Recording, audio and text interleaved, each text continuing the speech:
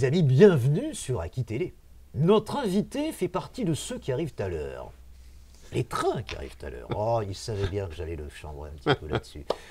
Quel chemin parcouru par celui que je vais vous présenter dans quelques instants, à l'époque où il travaillait à la SNCF, d'où la référence aux trains qui arrivent à l'heure. Un homme qui a présidé aux destinées du CA Begley. Alors attention, c'était pas un ballon ovale, hein, c'était bien un ballon rond. Il est un peu citrouille. Alex, aujourd'hui, Alexandre Gougnard, fait partie du comité directeur de la Fédération française de football, le COMEX, et il est aussi et surtout président du district de football de la Gironde. Et nous sommes aujourd'hui dans ce lieu ô combien emblématique, Alex, que vous avez inauguré il n'y a pas si longtemps, on était là d'ailleurs. Oui. Bonjour Alex. Bonjour Christophe, bonjour à toutes et à tous. Alors je disais, on a souvent fait des émissions, mais jamais de face à face, de tête à tête. Là, c'est le débat présidentiel. Enfin, moi, je ne suis pas président. J'ai toujours dit que j'aurais aimé être président. Donne-moi la recette pour être président. Qu'est-ce qu'il faut faire? Ça viendra peut-être. Il faut déjà être passionné et commencer très tôt. À 66 ans, il faut que je me dépêche. Tu sais, il me reste plus beaucoup Mais de il temps. ne faut jamais perdre espoir. Bon. Tu arrives d'Angleterre. On va parler de ton actualité. Car bien évidemment, j'ai fait un plan. Et bien évidemment, je ne vais pas le suivre. Comme d'habitude. Comme d'habitude, Christophe. tu as l'habitude de cela. Alors donc, tu arrives du Royaume-Uni ou alors, tu fais partie du COMEX, mais en même temps, tu es un référent de l'équipe de France féminine U23. Alors, j'aime pas trop le mot, mais je suis chef de délégation, c'est-à-dire que je représente la fédération sur toutes les sorties de l'équipe de France U23 féminine. Et effectivement, nous avons eu un rassemblement où on a passé 5 jours à Clairefontaine et nous avons joué l'Italie et nous sommes partis ensuite pour l'Angleterre à Luton où nous avons joué l'Angleterre. Je vais te précéder parce que je sais que tu vas me demander les résultats qui malheureusement ne sont pas bons puisqu'on a perdu 0-2 contre l'Italie et on a perdu 0-1 contre l'Angleterre. Malgré cela, c'est une équipe qui est en apprentissage comme les autres. Mais bon, voilà. Alors, on a été beau à avoir joué, on n'a pas été bon devant le but. Championne d'Europe, les Anglaises, finaliste de la Coupe du Monde, tout à fait. Battue par les Espagnols. Donc c'est quand même ce qui se fait le mieux actuellement sur la planète. C'est deux grosses nations du football, entre l'Angleterre, la France et même l'Italie, c'est trois grosses nations. Mais on n'est pas encore prêt à être costaud dans ces grandes joutes internationales, mais ça va venir parce que les filles travaillent bien. Alors parle-nous un petit peu du COMEX. Du COMEX. C'est le comité. C'est le comité. Le comité directeur exécutif de la fédération. Tu viens d'être réélu? Ben oui, avec grand bonheur. Je viens d'être réélu à côté de la liste, enfin au sein de la liste et à côté de Philippe Diallo pour 4 ans, pour le mandat 2024-2028. C'est avant tout une grande fierté. C'est avant tout une grande fierté de porter le football girondin au plus haut niveau national, j'ai envie de dire, de pouvoir travailler pour essayer de développer et de pérenniser et d'augmenter les moyens pour le football amateur, puisque j'ai en plus de ça été désigné par le président comme membre du bureau exécutif de la Ligue de football amateur. Donc c'est une excellente chose de pouvoir faire entendre cette voix. Mais c'est une réussite personnelle, il faut pas, on en parlait juste avant, il ne faut pas se le cacher. C'est une grande fierté, mais tout ça je le dois à tous ceux qui font le football de tous les jours. J'ai été président du CA Begley, comme tu l'as dit. Je suis un pouce citrouille, effectivement, même si le ballon rond, quand je jouais, rebondissait mal pour moi quelquefois. Tu as été joueur, un ancien joueur? J'ai été joueur de l'âge de 6 ans à 30 ans, oui. Mais un petit joueur, petit joueur de petit niveau régional. Mais j'ai beaucoup appris à côté de ces bénévoles qui donnent leur journée, leur nuit, etc. et qui font le foot d'aujourd'hui. Sans eux, je ne serais ni là ni ailleurs, mais j'ai pris tellement de bonheur et je suis tellement heureux de pouvoir essayer d'apporter ma pierre à l'édifice. Alex, quel chemin parcouru? Si on t'avait dit ça en 2016, alors que tu faisais partie du district de Bordeaux, c'est bien cela, et que finalement cette ascension, elle est incroyable sur 8 ans, un temps très court. Comment as-tu fait? Tu as eu l'envie déjà. Oui, mais j'ai toujours eu envie d'évoluer, j'ai toujours eu envie d'apporter ce que je pensais être bien. Après, j'ai bien dit ce que je pensais être bien. Mais si quelqu'un me l'avait dit, je lui aurais dit qu'il était fou. J'ai un ami qui m'a dit un jour, tu verras, tu finiras à la Fédé. Mais je lui dis, mais jamais de la vie, j'ai pas l'étoffe, j'ai pas les capacités. Et puis à un moment donné, il y a des compétences, il y a des capacités, mais il y a aussi de l'expérience, et c'est ce qui compte beaucoup. Quand on a connu, j'ai envie de dire, le football du plus petit niveau jusque... C'est un voilà. avantage. C'est un véritable avantage, parce que je ne travaille qu'avec ça. Est-ce que tous les membres du COMEX, je crois qu'ils sont 28, 28.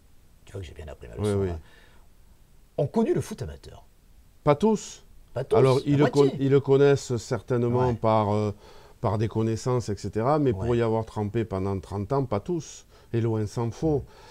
Et c'est ce qui est intéressant aussi d'avoir ce mélange des genres. Ouais. Parce que je ne peux pas rivaliser avec un Marc Keller ou un Jean-Michel Aulas quand on parle de football professionnel. Par contre, un Jean-Michel Aulas ou un Marc Keller sont capables de dire... Bah, si Claude Delforge ou Alexandre Gougnard disent ça sur le foot amateur, c'est que ça doit être vrai. Donc on va voter comme ça. Et ça, c'est une excellente chose. Alors ça veut dire qu'on a aussi une grosse responsabilité sur les épaules, qu'on ne bouleversera pas, il ne faut surtout pas croire à ça, qu'on ne bouleversera pas l'univers du football, mais qu'on essaiera de faire avancer beaucoup de choses, avec, je pense, une belle équipe qui travaille bien, qui travaille pour le foot, et avec des belles échéances à venir. Alors Philippe Diallo était là, lors de l'inauguration, c'était Oui. l'an dernier, de ce lieu qui s'appelle le Triangle. Le rectangle. Le rectangle. Ah, Non, le triangle, non. triangle, c'est trop dur. C'est le à- triangle des Bermudes, là, on se paume. Non, mais effectivement, le rectangle. Le rectangle, On voit oui. que ça, fait par, Oui, évidemment, un ingénieur, avec, on a Un architecte, un oui. architecte. Tout à fait. On a effectivement dessiné quelque chose que tu voulais. oui. Sur le domaine du Lorrain, où évolue toujours l'équipe de Sonon, je crois. C'est comme me retrouver aujourd'hui au COMEX. Ouais. Eh bien, être au Lorrain aujourd'hui, c'est ce qu'on peut appeler des opportunités qu'il faut savoir saisir. Alors, ça ne veut pas dire que je suis un opportuniste. Ça veut dire que... Mais c'est quoi être opportuniste? C'est ben, profiter des circonstances. c'est Est-ce que c'est profiter un des- défaut ou une qualité? Ben, je ne sais pas, mais quelquefois, ça résonne dans les oreilles de certains comme un défaut. Mais c'est pas En très- France. En France, En France. effectivement. Oui. Et pourquoi on est au Lorrain? Ben, tout simplement parce que j'ai écrit à tous les maires de Gironde à un certain moment, puisqu'on était à Bruges, on était à l'Étroit. Oui. Et ben, il y a un maire qui m'a répondu de suite, c'est le maire de Senon, qui Oui. m'a dit je peux avoir de l'espace au Lorrain. Donc je suis venu voir, je connaissais le Lorrain, puisque j'avais joué au Lorrain étant jeune, c'était pas comme c'est aujourd'hui. Et quand j'ai vu la plaine qu'il construisait avec 2 terrains synthétiques, un petit terrain en herbe, des tribunes, des vestiaires, etc., une piscine, un centre aqualudique, je me suis dit, on va avoir un petit centre technique sans avoir les embêtements de la gestion d'hôtellerie, parce qu'on avait à cette époque-là, juste à côté, le campus Atlantica, qui malheureusement a fermé pour pouvoir loger les athlètes, mais on est très très bien ici. Donc c'est une opportunité, effectivement. Alors 2 mots sur Philippe Diallo, parce qu'il a pacifié la FFF, on peut le dire. Il y avait là évidemment la présidence de Noël Le Graët tellement controversée, il y avait tellement d'affaires qu'il valait mieux que ça s'arrête. Et Philippe Diallo, qui a été un président par intérim dans un premier temps, lui vient d'être élu Tout à fait. président de la FFF. J'imagine que c'est pas si difficile que ça de bosser avec ce gars-là, parce que moi je l'ai senti vraiment avenant, sympathique et connaisseur du foot. C'est quelqu'un qui connaît très très bien le Ouais. football. C'est Ouais. quelqu'un qui est très intelligent, hein, qui a Je une l'ai senti comme culture et une intelligence Ouais. très intéressante. C'est quelqu'un qui est très facile d'accès. Oui, je l'ai vu aussi. C'est quelqu'un qui ne se prend pas pour ce qu'il n'est pas. Et je pense qu'on peut très très bien avancer avec Philippe, qui est quelqu'un qui essaye d'abord de faire le consensus. Ouais. Et qui, à un moment donné, Et il c'est faut pas décider. facile. Et c'est pas facile. Et qui, à un moment donné, quand il faut décider, il est élu pour décider, il décide. Mais c'est très, très, très souvent avec une majorité du comité exécutif que les décisions sont prises. D'accord. Alors on va parler un petit peu du bilan du district de football de la Gironde, puisque tu le présides, et peut-être des nouveautés de ces dernières années, notamment le foot en marchand, ça c'est... Ben, le Qui foot c'est à- qui a voulu faire ça? C'est toi ou c'est une idée Alors, générale qui d'abord, se... c'est une émanation fédérale, Oui. puisqu'on s'aperçoit Ouais. aussi que notre société est en train de changer, d'évoluer. Les besoins de nos licenciés et des non-licenciés sont en train d'évoluer. Le football qu'on a connu il y a 15 ans, la colonne vertébrale de notre football, c'est-à-dire la compétition, existera toujours, et tant mieux, parce que c'est notre adrénaline. Mais il faut aussi proposer quelque chose d'autre. le foot en marchant en fait partie. C'est ce qu'on appelle les nouvelles pratiques. Le foot en marchant, c'est une petite voie du sport santé pour les gens un peu plus âgés ou rondouillards comme moi. C'est pas si facile que ça de jouer au foot en marchant parce que c'est un peu... Tu l'as fait? Oui, je l'ai fait et c'est un peu contre nature parce qu'on a toujours envie de courir, même si moi j'ai envie et je cours de moins en moins. Mais ça prend de plus en plus et je pense que ça prendra et que ça va Il n'y s'installer. a pas de compétition pour le moment. Pour l'instant, il n'y en a pas. Oui. En Angleterre, il y a 800 clubs de walking foot, le foot en marchant. Par contre, chez nous, en Gironde, on a la chance d'avoir du volume. Donc, on a la chance de pouvoir lancer des expérimentations. Et tous les premiers dimanches de chaque mois, sous la houlette de Joël Lalande et de Quentin Valadier, notre agent de Je développement, connais bien. spécialisé dans le développement des nouvelles pratiques. Tu connais bien Joël, oui. Et Quentin. Et C'est un Quentin joueur de aussi. Mérignac, hein, là, Voilà. je me rappelle, bien sûr. Eh ben, tous les premiers dimanches de chaque mois, le matin, on réunit tous ceux qui le veulent et on a quand même déjà 7 ou 8 équipes de clubs qui sont formées déjà. D'accord. Après, on lance déjà le futnet, c'est-à-dire ce qu'on connaissait sous le nom de tennis-ballon. Ouais. Tout ça sont des pratiques qui vont se développer, mais pas à l'encontre des autres, en parallèle des autres. C'est difficile de trouver 11 joueurs, donc par exemple le foot en salle, les five qui se développent un petit peu partout, ça c'est une alternative peut-être au foot à 11, je ne sais pas. Est-ce que c'en est une? C'est une alternative, je pense qu'il faut réfléchir pourquoi les salles de five sont pleines. Oui.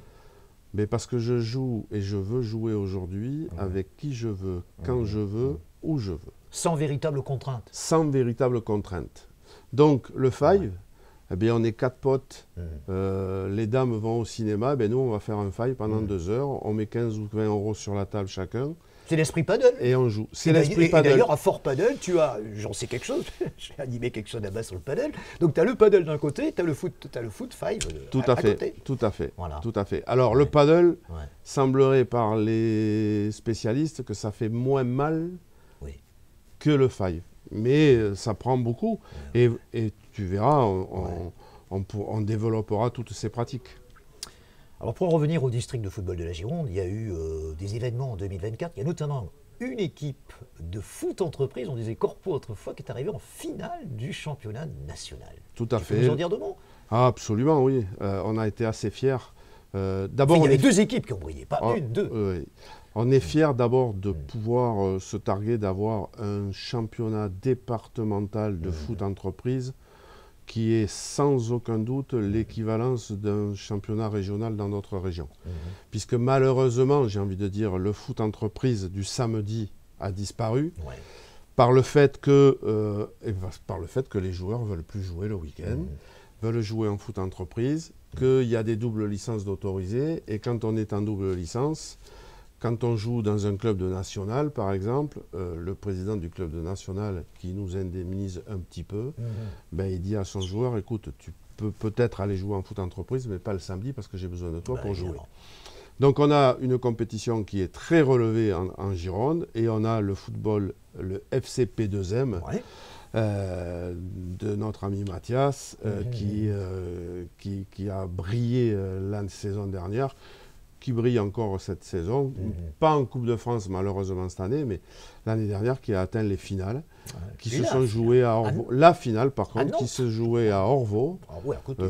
Voilà, et nous avons été là-bas les soutenir, pas moi personnellement, je n'étais pas là, mais notamment la secrétaire générale et quelques élus et bénévoles du district ont fait un minibus pour aller soutenir cette équipe qui malheureusement est passée très très près du trophée, mais déjà être en finale, je crois que, je ne veux pas dire de bêtises, mais le dernier qui a été champion de France s'appelle le CHR. Alors, il y a une deuxième équipe, où il y a d'anciens pros qui jouent, il y a Roplasil, ou Rio Mavouba l'an dernier, et quelques autres. Et Paul Bays. Voilà, Paul Bays. Donc c'est de quelle équipe il s'agit alors? Alors j'ai mangé le nom, c'est ça a changé le nom, parce que ça change et ce petit coquin d'Emmanuel Mandement, il fait que changer les noms. C'est l'ex-Opéra, c'est l'ex-Bordeaux Deals et aujourd'hui j'ai mangé, ça s'appelait Bordeaux Deals, je crois. vous m'en permettrez de m'excuser, Ça s'appelait Bordeaux 10 encore quand ils ont été, quand ils ont brillé. Effectivement, quand ils ont brillé. Et ils ont été éliminés en demi-finale. Et ils ont battu les Corses, je m'en rappelle très bien, ici sur les terres girondines. Bon, c'est plus facile de battre les Corses à Bordeaux qu'en Corse, je pense. Même si c'est déjà compliqué à Bordeaux. C'est déjà compliqué à Bordeaux. Alors, on ne peut pas faire cet entretien sans parler un petit peu des affaires. Et alors, franchement, des affaires, il y en a. À commencer par l'actualité toute brûlante. Pablo Longoria, suspendu pendant 15 matchs. Alors, pour ceux qui ne connaîtraient pas Pablo Longoria, président de l'Olympique de Marseille, et il a accusé Jérémy Stinat, arbitre, de corruption lors de ce match entre Auxerre et Bordeaux. La réaction du président Gougnard. La réaction déjà. du président... Et à ce qu'a fait Pablo Longoria et à la sanction. Alors, moi, je ne suis pas celui qui va, je dirais, animer les cancans. Oui. Je ne sais pas exactement ce qui s'est passé, même si je suis la presse comme tout le monde. La seule chose que je peux dire, c'est que... Il a pété un câble. Oui, On va dire les choses, oui, clairement. mais je pense qu'il a reconnu, même lui, qu'il avait pété un câble. Ouais. Il est complètement anormal d'avoir une attitude comme ça avec le corps arbitral. Moi, je suis d'abord pour l'exemplarité et l'exemple. Comment je peux, avec toute l'équipe de bénévoles qui composent le district, avec toute l'équipe de salariés, avec tous ces gens amoureux du football, essayer de lutter tous les jours contre les incivilités, notamment envers le corps arbitral, quand un président d'un des clubs le plus prestigieux d'Europe, au moins, se permet une sortie comme ça sur un arbitre. Un arbitre est un homme, que ça soit Jérémy Stinat ou quelqu'un d'autre. Il peut faire des erreurs, il n'en a peut-être pas fait, hein. Je ne sais pas, je ne suis pas là pour juger. Moi, je pense qu'il y avait besoin d'une sanction exemplaire pour au moins montrer que ce n'est pas la normalité. Alors ça montre deux choses. Parce que sinon, on est dans le dur. Ça montre deux choses. La pression que peut avoir Pablo Longoria, qui est lui-même un investisseur au-dessus, et deuxièmement, le fait d'être à Marseille. Et ça, c'est compliqué. C'est difficile, quels que soient les présidents. Bien sûr, on pense au plus emblématique d'entre tous, Bernard Tapie. Oui. C'est particulier de diriger Marseille, de jouer à Marseille. Mais je pense que oui. J'en suis même persuadé que jouer à l'OM ou diriger l'OM, c'est quelque chose de très, très particulier. On ne peut pas comparer avec des clubs qui sont un peu plus feutrés. Malgré cela, je reconnais une énorme pression du résultat financière, il y a d'énormes enjeux, mais à mes yeux, ça ne pardonnera jamais un écart sur un être humain. Est-ce que Monsieur le Président ne fait pas d'erreur? S'il y en a quelqu'un qui n'en fait pas, amenez-me-le, j'en ai bien besoin au district, parce que moi j'en fais beaucoup. Continuons de parler des choses qui fâchent. Pas de langue de bois, je t'avais dit... J'en ai pas, moi. Droit télé. Et tu vas être obligé de t'engager un petit peu parce que le gars, me semble-t-il, se trouve au COMEX. Il s'agit de Vincent Labrune. Par obligation, puisque le président de la LFP est au COMEX de droit. Président de la Ligue, il a donc donné les droits télé à DAZN. Actuellement, DAZN, ou DAZN, je crois que c'est comme ça qu'il faut dire, c'est une chaîne anglaise, je le rappelle pour ceux qui ne le sauraient pas, doit 35 millions à la Ligue, et pour l'instant, ces 35 millions, ils ne veulent pas les donner parce qu'ils disent qu'il n'y a pas suffisamment d'abonnés. Je crois qu'il y a 500 000 abonnés à DAZN, et ils avaient tablé, je crois, sur 1 500 000, 3 fois plus. Donc il y a un problème financier certain, au point qu'on a presque redémarré des tractations avec Canal+, le diffuseur historique, on ne sait pas trop. Enfin, bref, en gros, c'est un gros bordel, casino, comme disent les Italiens. Qu'est-ce que tu en penses ? C'est très très compliqué de se positionner parce que même en étant au COMEX, en compagnie de Vincent Labrune, c'est pas au COMEX que se passent les transactions. Évidemment, avec DAZN, avec Canal, avec la vie de la LFP. Vincent Labrune est un garçon charmant à côtoyer, brillant, mais qui, semblerait-il, n'ait pas réussi son coup, on va dire. Et moi, tout ce que je vois, c'est le résultat. Il n'y a plus de pognon pour les clubs de Ligue 1. Je ne veux surtout pas accabler la personne parce que je ne suis pas quelqu'un comme ça. Malheureusement, aujourd'hui, le football français est dans le dur, dans le très dur. Et on a des clubs de Ligue 2, même de Ligue 1, qui ne sont pas bien financièrement. C'est pas mon domaine de prédilection, tu le sais bien, Christophe. Bien sûr que non. Je suis baigné dans le football amateur, je Mais suis tu es baigné dans maintenant le au plus terrain, haut. et je suis Forcément. maintenant Ouais. au contact de toutes Et ces voilà. décisions-là, Évidemment. même si je pèse très peu pour cette décision des droits télé, et puis tant mieux, mais je ne me défausse pas, ce n'est pas le problème. Mais je pense, moi, par contre, qu'aujourd'hui, moi, ce qui m'inquiète le plus, c'est le modèle économique de nos clubs. Ah bah, c'est moins qu'on puisse Parce dire. que le modèle économique de nos clubs, ben, j'ai l'impression qu'on en a beaucoup qui sont en difficulté. Malheureusement, et tu le sais aussi bien que moi, à quelques centaines de mètres de là où nous sommes aujourd'hui, on va en dire deux mots. nous avons un club dans la panade. On va en parler. Voilà. On est obligé d'en parler. Comment fait-on pour redresser la barre?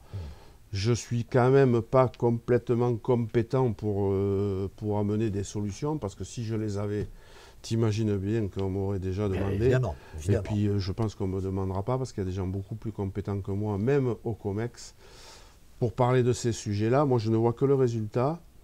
Je vois un club qu'on aime tous ici Oui. depuis des décennies et des décennies, qui aujourd'hui vit, mais vit grâce Survie. Oui, qui aujourd'hui survit, mais quand on va quand même au stade et qu'on voit 12 000 personnes en moyenne, ou entre 10 et 12 000, avec des supporters qui chantent de la première minute à la 98e, etc., c'est magnifique, mais ça fait très très mal. Et puis je dirais que s'il n'y a que des clubs de ce niveau-là qui sont dans le dur, encore on pourrait se dire, mais pourquoi? Mais non, puisque tu as lu la presse, bien sûr, bien sûr. le Tour FC vient de disparaître. Un club qui est, qui je joue ne en veux pas Ligue dire 2. de bêtises, mais qui est peut-être centenaire, qui avait 600 licenciés à l'association, qui se retrouve aujourd'hui, alors qui était en Régional 1 suite à un problème financier, et qui aujourd'hui a 600 licenciés de l'association. Châteauroux a un problème. Et je ne vais pas m'échapper, puisque c'est le COMEX qui a voté la liquidation. Mais à un moment donné, voilà.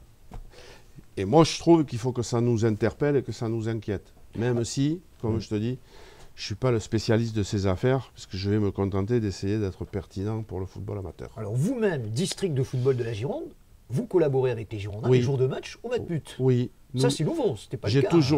toujours dit aux collaborateurs ici, nous avons été avec les Girondins, parce que quand je suis arrivé avec mes collègues élus, j'étais le premier à être désolé que les Girondins aient coupé le cordon ombilical avec les clubs amateurs de la région. Et c'était vrai. On ne pouvait pas dire le contraire. Donc on a essayé de renouer ce lien. Et grâce à une personne que je n'ai pas peur de citer, qui s'appelle David Lafarge, que tout le monde connaît sur le site de Bordeaux, on a réussi à créer quelque chose avec le club des Girondins. Un exemple, depuis maintenant 3-4 ans, tous les mercredis après-midi, on s'en va dans un club ou deux amateurs de la Gironde, rencontrés avec David Lafarge. Avant, c'était avec Paul Bass. Maintenant, c'est avec deux autres joueurs, dont Maxime Punget, qui est un peu l'ambassadeur des Girondins de Bordeaux aujourd'hui. On va rencontrer les enfants des écoles de football. Je peux te jurer, Christophe, que les yeux brillent encore.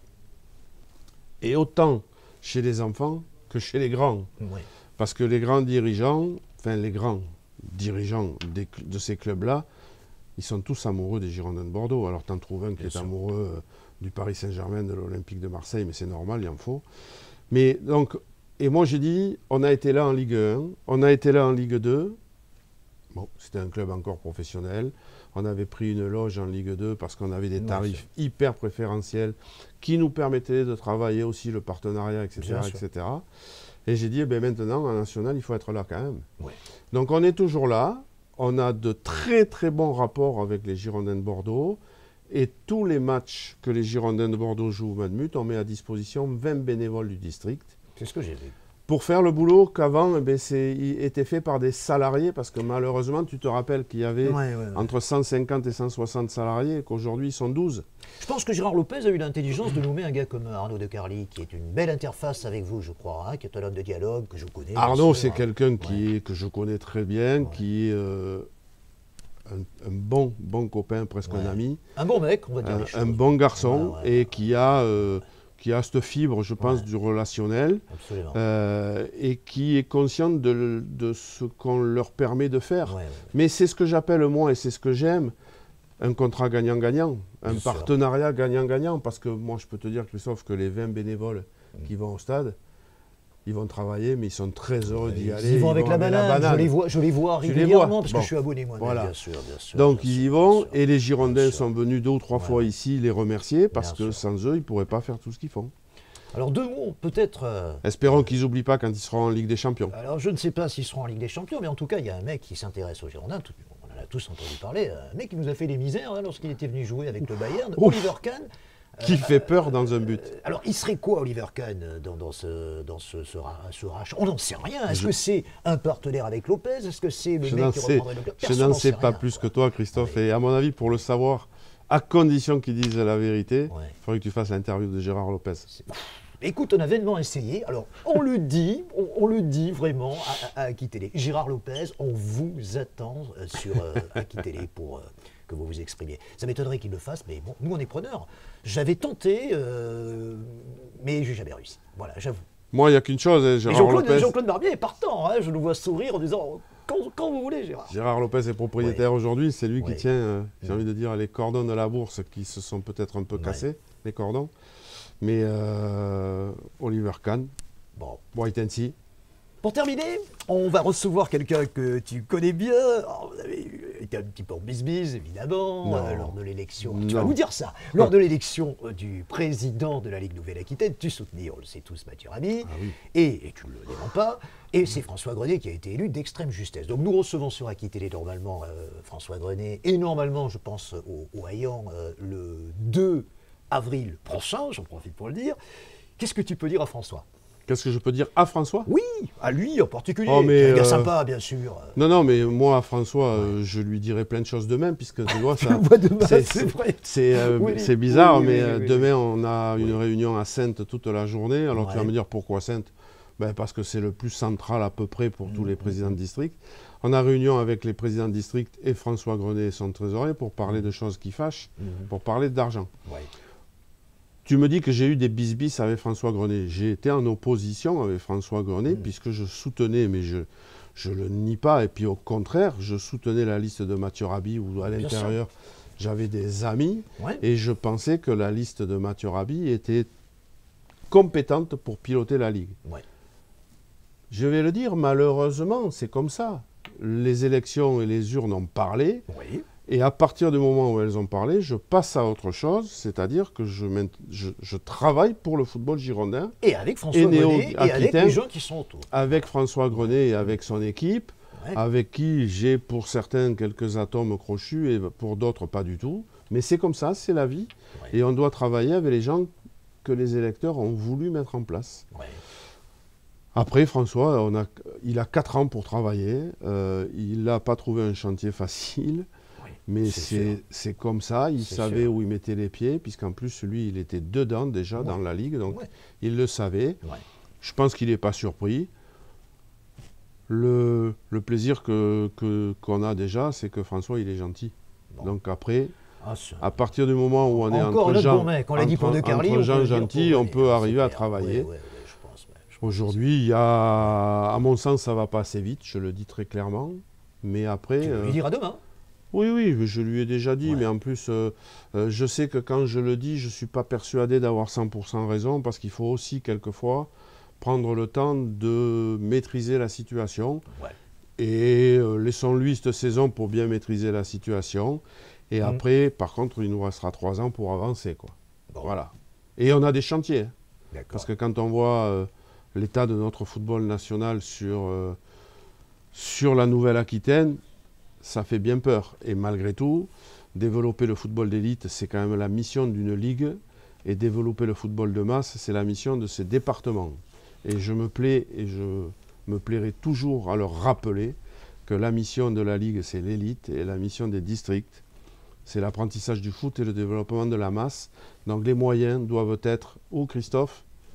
Là où il y a le plus de proximité dans les districts. Absolument. Eh bien, écoute, Alex, on te remercie de nous avoir reçus. Merci aussi de m'avoir prêté un carton jaune, Un carton un rouge. carton blanc, un carton rouge, un sifflet et un ballon. J'en ferai bon usage le 15 mai prochain lors de mon spectacle Prof Électron Libre, où tu es invité. Et je bien pense que je serai là, évidemment. Christophe, pour voir Voilà. un peu tes premiers pas sur les oui, planches. les premiers pas sur les planches. On va parler un peu des conneries que j'ai pu faire en tant que prof, et aussi, tu t'en doutes bien, avec moi, un petit peu de foot, hein, ça sera un petit peu... Oui. Voilà. Merci de nous avoir Sans reçus. langue de bois. Voilà, on espère que les Girondins vont remonter en national. Moi aussi. On le souhaite de tout cœur. Le prochain match, ça sera contre Saumur, qui ne se déroulera pas à huis clos, Non. si j'ai bien compris. Ça, Maintenant, c'est une bonne l'appel est nouvelle. suspensif. Voilà. Et on en est ravis. En tout cas, on était ravis d'être ici, non pas au triangle, mais au rectangle. Moi aussi, j'étais ravi d'être avec vous. Et merci Christophe, merci Jean-Claude à la réalisation. Merci à vous tous. Salut à vous, salut. Ciao.